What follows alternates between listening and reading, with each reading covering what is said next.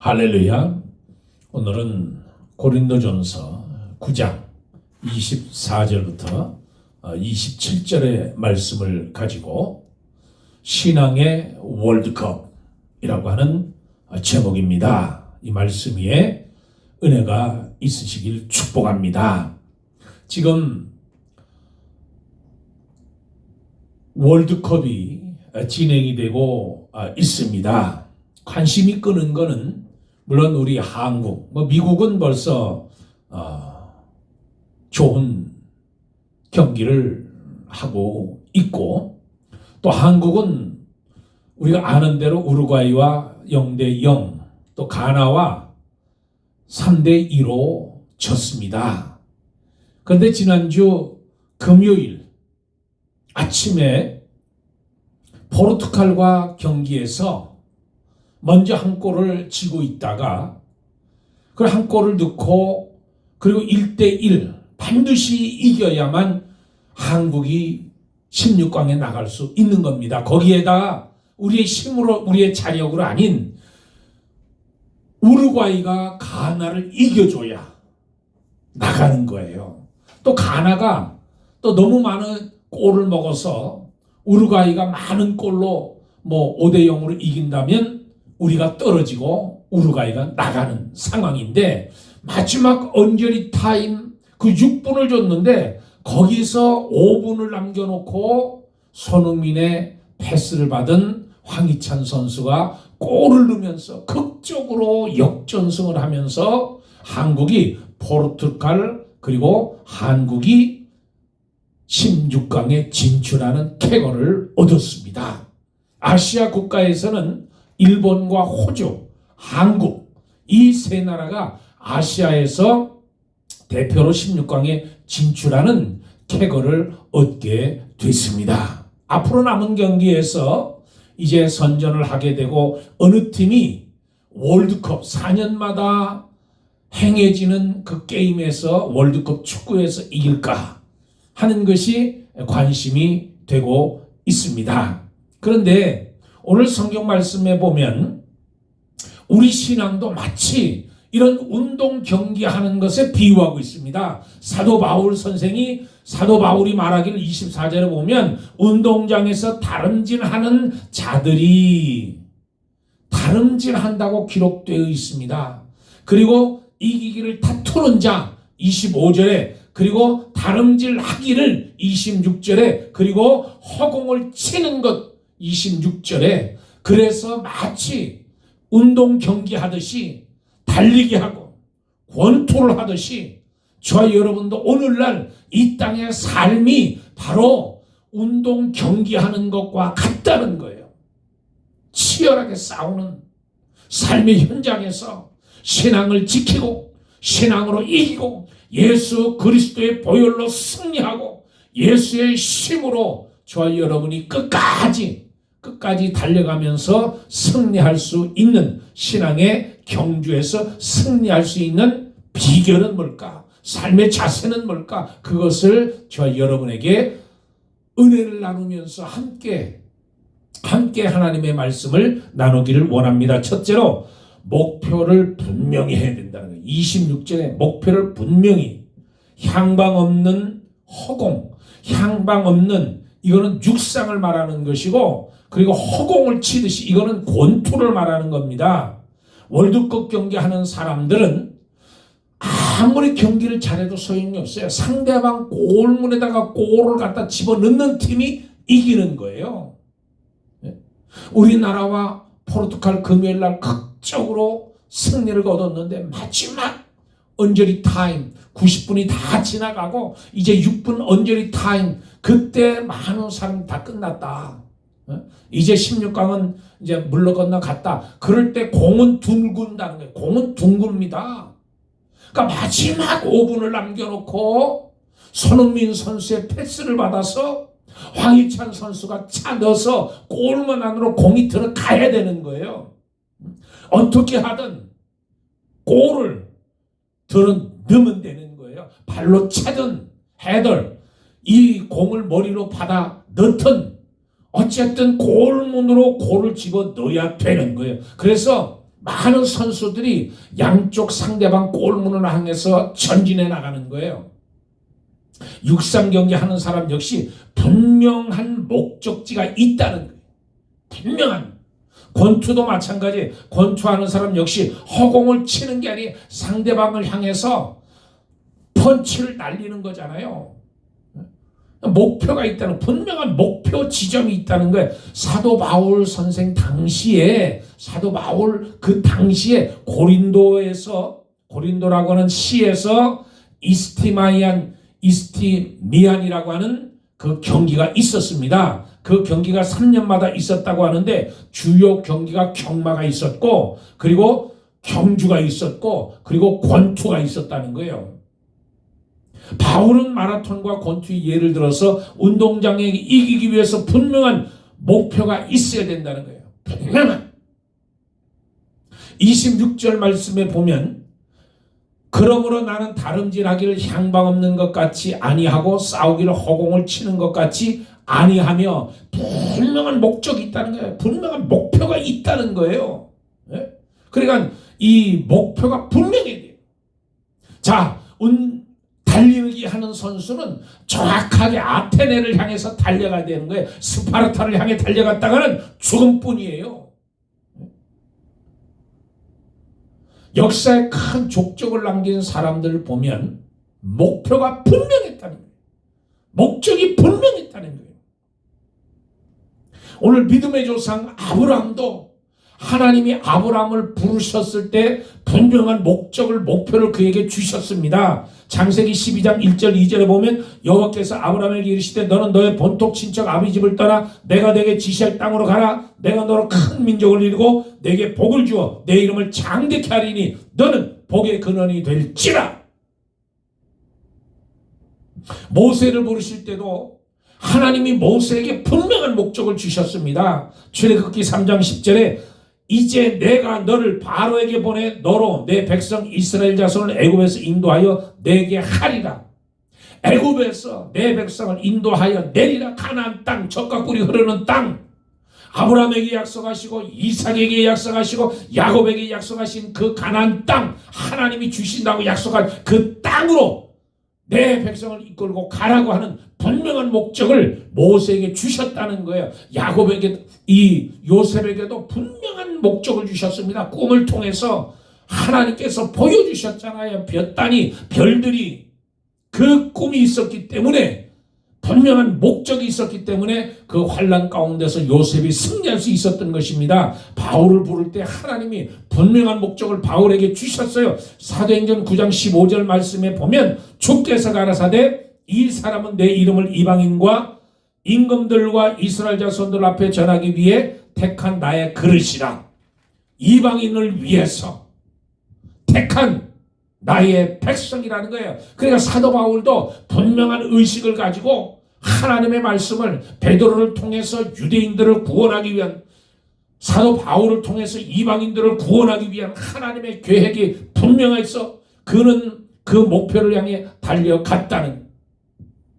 여러분, 마하티마 간디가 인도를 독립을 시켰습니다. 대영 제국과 대결에서 승리한 비결이 무엇일까요? 막강한 돈, 그리고 막강한 무기, 철저한 군사력, 이것을 가진 영국을 꺾었다는 거예요. 영국을 이겼다는 거잖아요.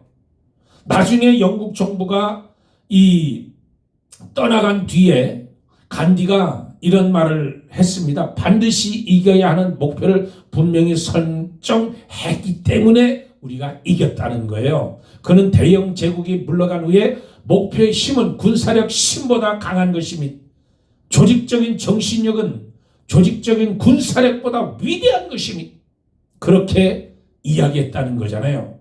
로버트 쿨필턴이라는 분은 세상에 영향력을 미친 8명의 영적 지도자들을 소개하는 연구에서 초점 있는 삶이라고 하는 책을 썼는데, 그 초점 있는 삶의 책의 내용이 뭐냐면 거기에 나오는 모든 사람들, 영적 지도자 8명은 분명한 목적이 있었다는 거예요. 분명한 목표가 있었다는 거예요. 그것을 초점을 맞추고 달려갔다는 거예요. 사도 바울도 내가 선한 싸움을 싸우고 내가 표띠를 향해 달려가노니 분명한 목적이 있었다는 거예요. 그러므로 저와 여러분도 이 싸움의 영적 싸움에서 이 땅에서 지금 영적 싸움을 하고 있는데 저와 여러분이 분명한 목적을 가지고 살아가야 되는 겁니다. 그러면 이기는 거예요. 이 경기에서 이겨야 포르투갈 전에서 반드시 이겨야 한국이 그것도 우루과이가 가나를 이겨줘야 나갈 수 있다는 분명한 목표를 가지고 끝까지 싸우는 끝까지 최선을 다해서 땀을 흘리면서 달에 쥐가 나도록 부상을 입었는데도 불구하고 달리는 거야. 달리고 분명한 목적이 있을 때 승리하고 골을 넣게 되는 겁니다. 목표를 분명히 설정하는 것은 인생살이에서 있어도 참으로 중요한 거예요. 여러분, 우리가 드라이브 할 때 분명한 목적이 있습니다.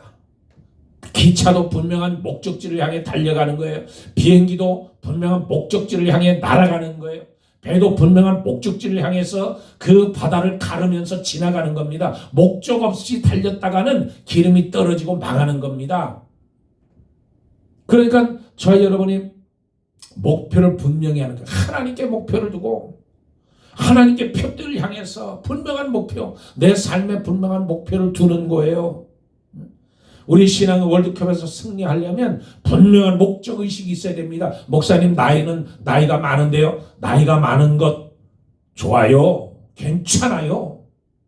젊으면 젊은 대로, 작년은 작년대로, 노년은 노년대로, 나이든 분은 나이든 분대로 하나님이 주시는 그 목적의식을 가지고 분명히 달려가는 거예요.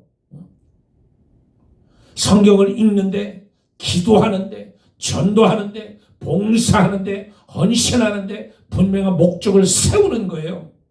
이 땅의 것만 목적 세우지 말고 무엇보다도 하늘나라의 상급을 보고 하늘나라의 목적지를 두고 달려가는 거예요. 그래서 디모데후서 4장 8절에 말씀하기를 이제후로는 나를 위하여 의의 멸류관이 예비되었으므로 주 곧 의로우신 재판장이 그날에 내게 주실 것이니 내게만 아니라 주의 나타나심을 사모하는 모든 자에게니라.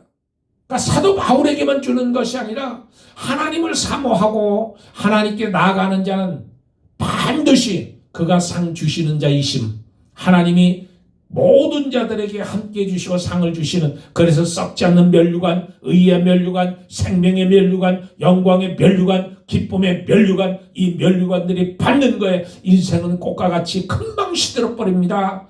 잠깐 있다가 안개와 같다고 그랬어요. 여러분, 이런 삶 속에 하나님께서 함께 하시기를 축복합니다. 우리가 찬양 불렀잖아요. 죄 많은 이 세상은 내 집안이네.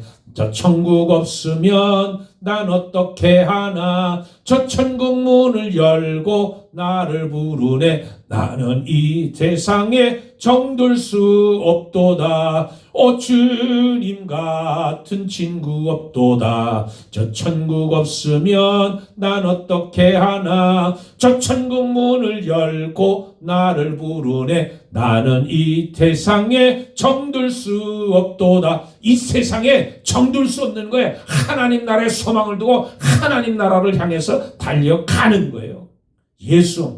예수와 상관없는 사람이 아니라 예수를 향해서 목표를 정하고 성령님의 능력을 받고 담대하게 나가는 거예요. 두 번째, 승리하기 위해서 자신에게 주어진 능력을 최대한 발휘하는 거예요. 최대한. 이 팀워크를 최대한 살리는 거잖아요. 오늘 24절 말씀을 보십시오. 운동장에서 다름질하는 다 달릴지라도 오직 상을 받는 사람은 한 사람인 줄 너희가 알지 못하느냐. 너희도 상을 받도록 이와 같이 다름질하라. 상 받도록 다름질하라. 여러분, 팀워크가 필요하잖아요. 모든 운동 경기에는 혼자 하는 경기 외에는 두 사람 이상 경기하는 그 경기에는 종목에는 팀워크라는 게 있어요. 세트 플레이가 있잖아요. 그러니까 이 우리나라 선수가 이 하프라인 안쪽에서 공을 차줘서 손흥민이 그거를 몰고 들어가는 거예요. 디펜더 3명을 제끼고 들어가다가 마지막에 그걸 패스를 황희찬 선수에게 해줘서 황희찬 선수가 그것을 발로 차서 넣는 것. 이게 팀워크이잖아요. 팀워크. 그럼 처음부터 참가하는데 의의를 두는 사람이 어떻게 승리할 수 있게? 우리는 그냥 이 월드컵에 그냥 참가하는 그 참가에 만족하고 참가의 기쁨을 두고 그냥 참석해. 그런 사람은 승리를 못하는 거예요. 악자까지 끝까지 이기려고 하는. 그래서 사도 바울은 신앙생활을 마라톤에 비유하고 있는 겁니다. 24절에 보면 운동장에서 다름질하는 자들은 다름질하는 이 운동 경기를 말하는 거예요. 다름질 마라톤을 하는 거예요. 그래서 마라톤은 한강 경기가 아니고 머릿속 계산하는 경기가 아닙니다. 장거리잖아요. 장거리. 이 죽을 힘을 다할 경우 41.19km를 달려가는 거예요. 뛰어가는 거예요. 우리 신앙생활도 한 주, 두 주로 끝나는 게 아니잖아요. 1년, 2년으로 끝나는 게 아니에요. 내가 신앙생활 하면서 파이널 그 순간까지 내가 달리고 또 달리고 달리는 거예요.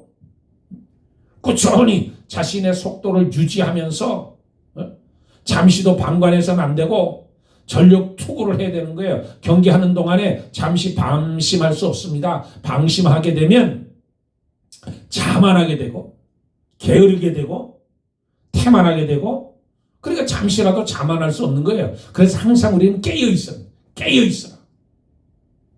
악한 원수가 악한 마귀가 오는 사자처럼 산길자를 찾아 헤맨다고 그랬어요. 그러니까 저희 여러분 잠시도 방심해서는 안 돼요.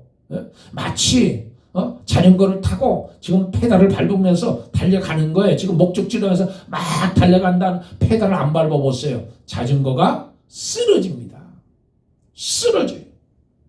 그러니까 자전거가 앞으로 가기 위해서는 페달을 계속 밟아주는 거예요. 계속해서 쉬지 않고 밟아줘야 그 자전거가 두 바퀴로 달려가는 거잖아요. 쓰러지지 않고 앞으로 가는 거예요. 마치 저와 여러분도 하루하루 최선을 다해 산다면 결코 인생은 무의미하지 않습니다. 결코 인생은 우울증에 빠지지 않아요.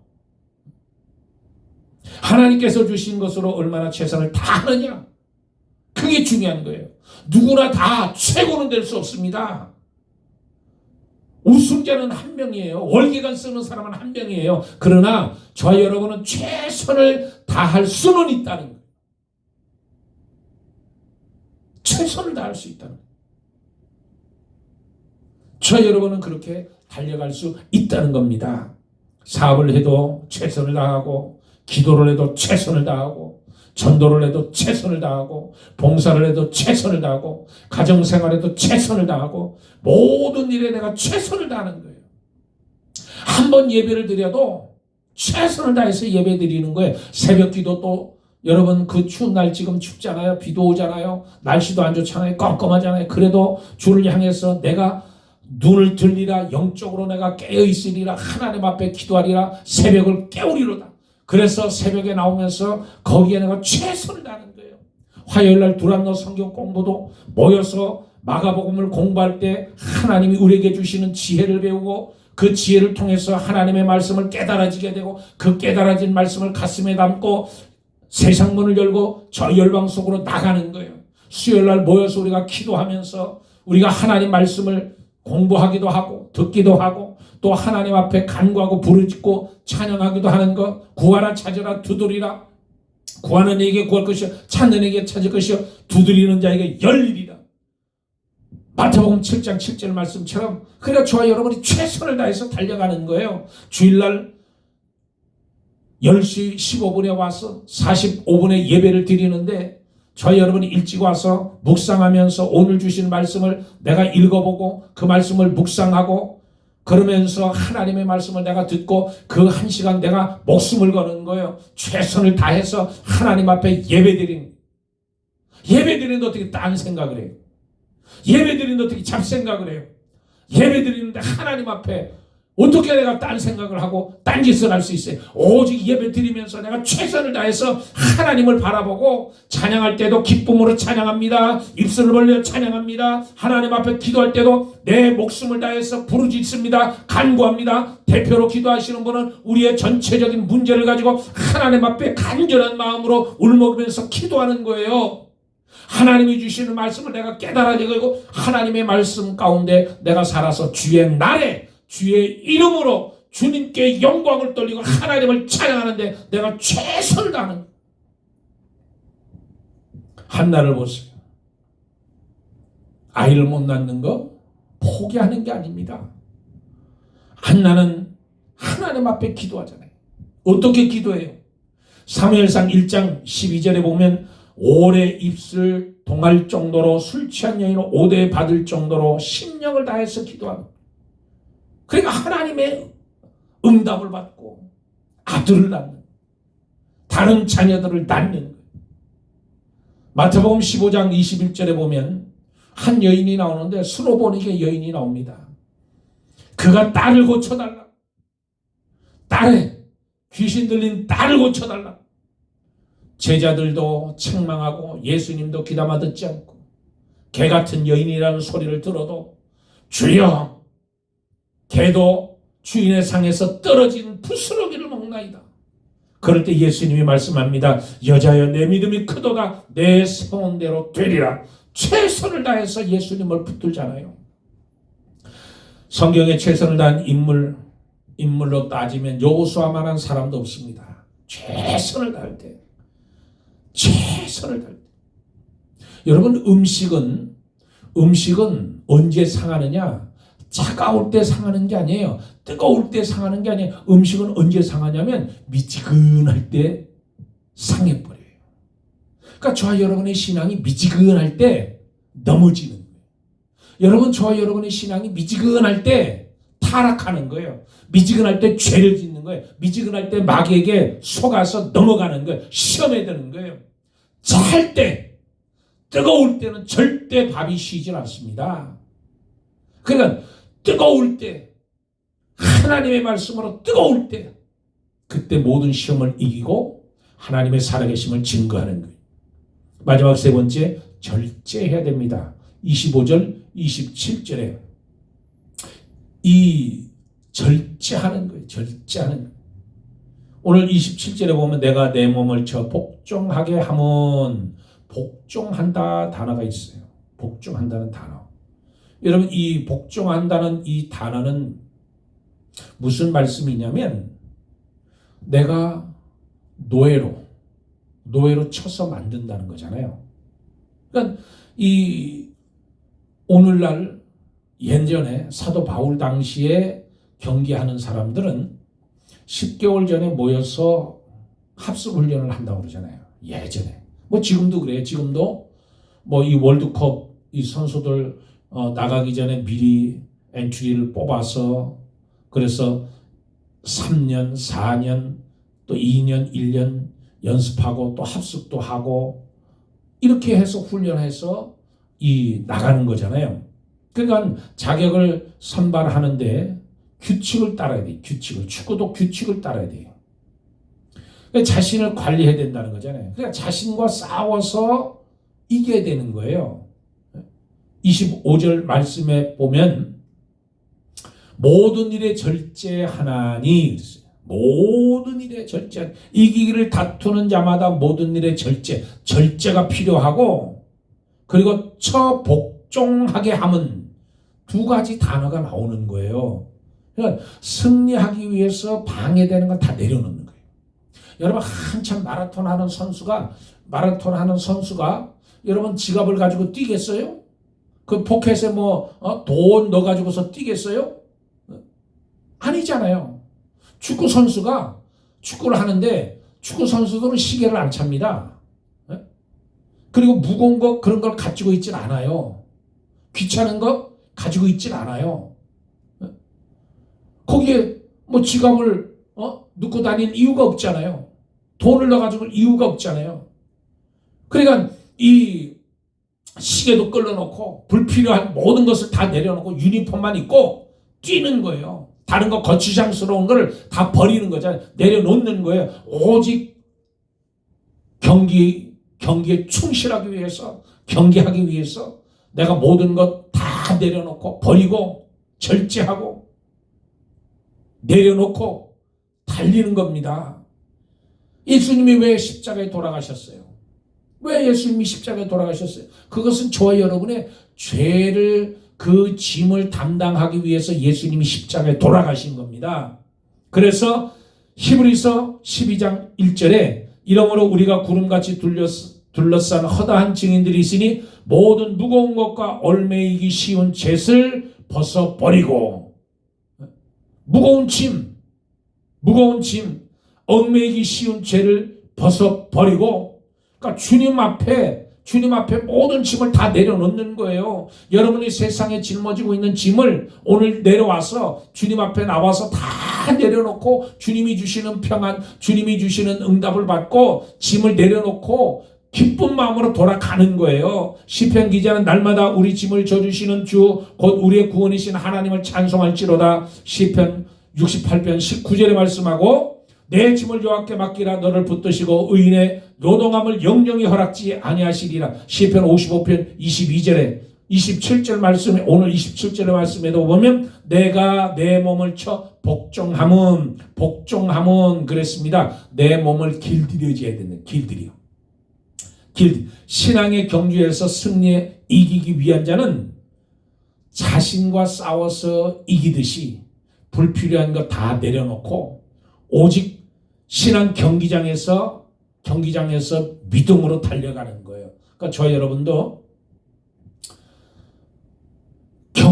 신앙 경기에서 승리하기 위해서 먹을 거 다 먹고 잠잘 거 다 자고 할 거 다 하고 신앙생활 못하는 거예요. 여러분, 우리 성경에 보면 삼손이 큰 용사나 자기를 다스리지 못해서 망하는 거예요. 패배자가 됩니다. 유다가 머리가 나빠서 실패자가 된 게 아닙니다. 자기 욕심을 다스리지 못해서 실패하게 되는 거예요. 아나니와 삽비라가 돈이 없어서 망한 것이 아닙니다. 자기의 탐욕을 절제하지 못해서 실패하는 거예요. 롯의 아내가 떠나지 않아서 소금 기둥이 된 것이 아니라 호기심을 절제하지 못해서 소금 기둥이 돼버린 거예요. 절제는 자기 자신을 지배하는 자제력입니다. 그래서 잠언 25장 28절에 자기 마음을 제어하지 아니하는 자는 성읍이 무너지고 성벽이 없는 것 같으니라. 그러니까 자신의 이 절제하는 힘이 없으면 안 되는 거예요. 그래서 저와 여러분 신앙생활에도 절제하면서 또 내 몸을 쳐서 복종시키는 거예요. 그래야 승리할 수 있다는 거예요. 저 여러분, 지금 신앙의 월드컵을 하면서 지금 천성을 향해서, 목적지를 향해서 달려가는 겁니다. 전시원 땀을 흘리며 눈물을 흘리며 때로는 피를 쏟으며 달려가면서 그 파이널 골, 마지막 순간 하나님 앞에 저와 여러분이 파이널 골을 잘 장식해야 돼요. 파이널 골을 장식하기 위해서는 저와 여러분이 오늘 말씀에 나눈 것처럼 분명한 목적이 있어야 되고, 승리하기 위해서 나에게 주어진 능력을 최대한 발휘하고, 그리고 절제할 줄 아는 삶을 살아감으로 인해서 저와 여러분이 신앙 월드컵에서 승리하고 우승하는 신앙을 가지시길 주의 이름으로 축복합니다. 할렐루야, 축복합니다. 기도하겠습니다. 좋으신 아버지 하나님, 고맙고 감사합니다. 저희들 신앙의 월드컵에서 승리하게 하시고 하나님 앞에 잘했다 칭찬받는 저희 삶이 될 수 있도록 도와주시옵소서. 감사하며 우리 주 예수 그리스도 이름 받들어 기도드리옵나이다. 아멘. 할렐루야. 한 주간 승리하시기를 축복합니다.